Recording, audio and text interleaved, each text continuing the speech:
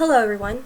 Sorry that I haven't posted a video in so long. It's just that these last 2 weeks of summer have been some of the busiest weeks ever for me, especially at work, because I work at a summer camp and the kids were just crazy.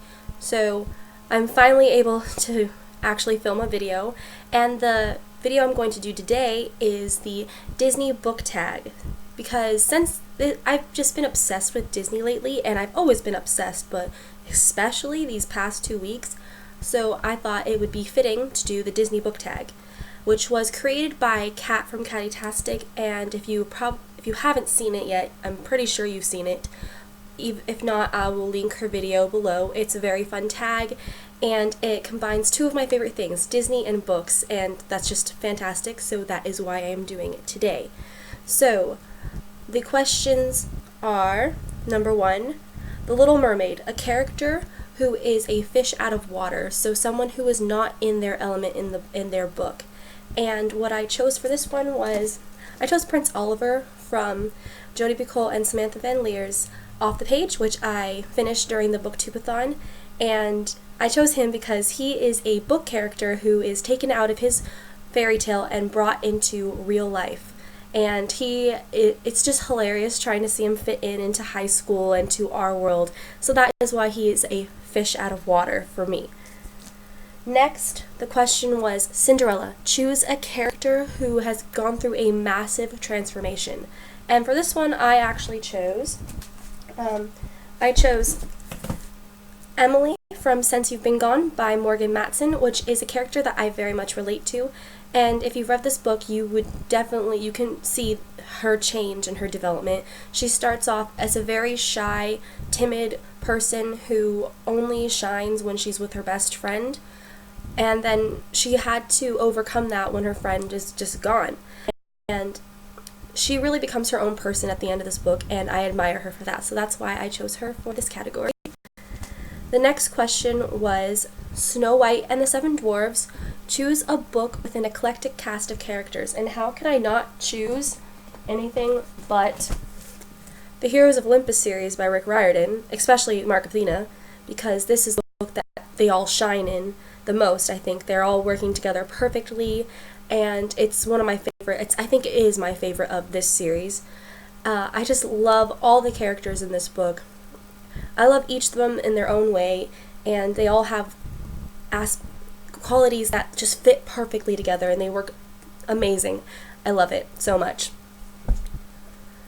The next question is Sleeping Beauty.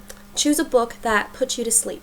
Not many books put me to sleep, but this one did, and that is Flowers in the Attic by V.C. Andrews. I actually read this book on my mom's recommendation. She read this when she was in high school, I think for her freshman year, and she told me about it. It sounded interesting when she was explaining it. I tried to read it.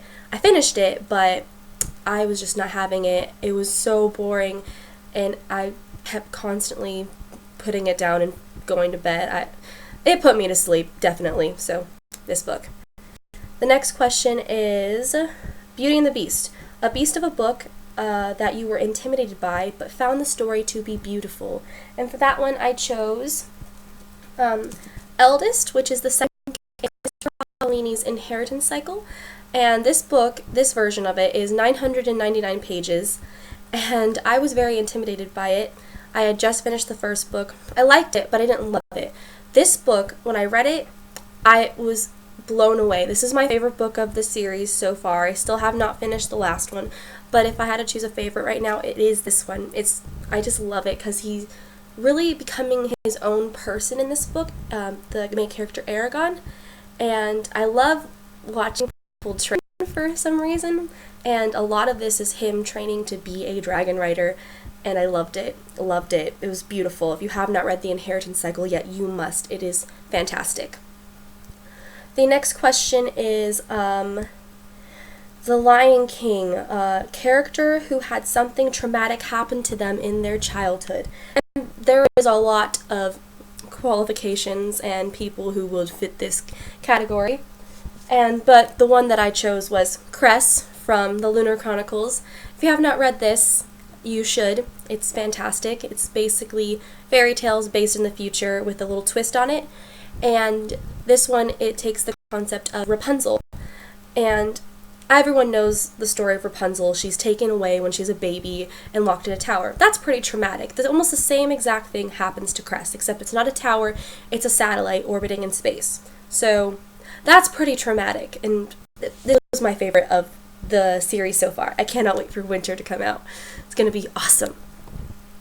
The next question is Aladdin, a character who gets their wish granted for them, for better or for worse. I didn't really know what to choose for this, so I'm just going to do a repeat, and I'm going to say off the page. Delilah and Oliver, they wish to be together, and sometimes it works, sometimes it doesn't. And so yeah, they got their wish granted to them for better or for worse, because he is out of the book in this. So you have to see the consequences that come with trying to pretend to be someone you're not. So yeah, this is the one I chose for Aladdin.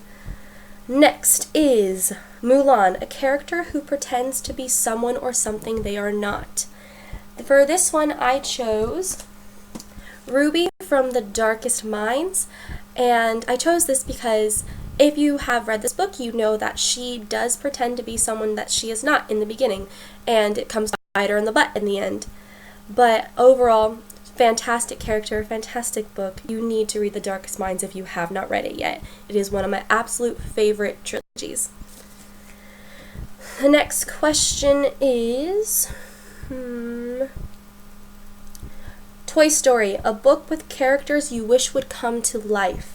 And for this one, I absolutely had to choose the fangirl characters because I think that me and Kath would just have an awesome time talking about books and talking about our fandoms and making fan fictions together. I don't write fan fiction, but I'm pretty sure with Kath's help that we could write a pretty awesome fan fiction together. And I kind of want to read Simon Snow for myself and see how awesome it is, because apparently it's amazing in this book. And I want to experience that. So I'm going to bring all these characters to life and just become best friends with all of them. So that'd be fantastic. I actually added a question because I had to. As you can see, I am dressed like Peter Pan. I actually wore this to Disneyland earlier this week, and it was really funny seeing Peter Pan at Disneyland, and he was having a ball just asking me where I stole his clothes from. So I added a Peter Pan question, and this one is, which fictional world would you want to fly away to? And of course I had to choose, because it is Peter Pan, I am going to choose Neverland, or Neverland as it's actually pronounced, because I really just want to go there, have adventures, fight pirates, see the mermaids, go and hunt with the Indians, just hang out with Peter Pan all day. I think that would just be fantastic, and I would never grow up, which would be awesome. And I can just stay the way I am, and I never have to worry about adult things ever again. So I would definitely go to Neverland.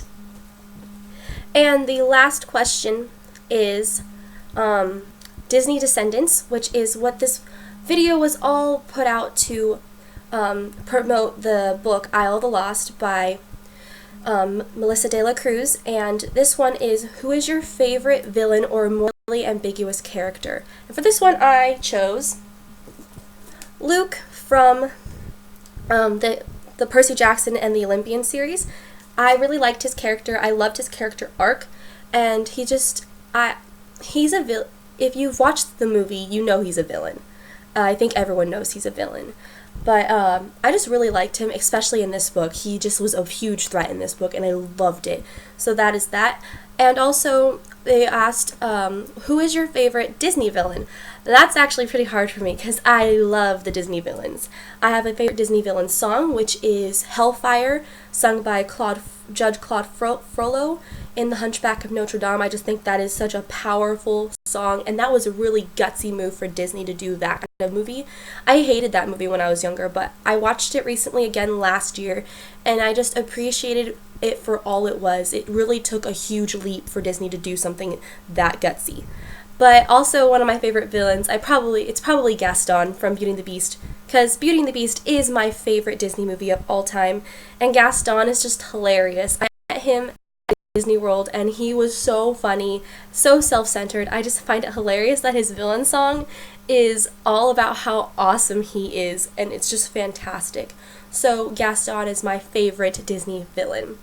If you have not picked up The Isle of the Lost Dead yet, you really should. I am actually going to start reading it very soon.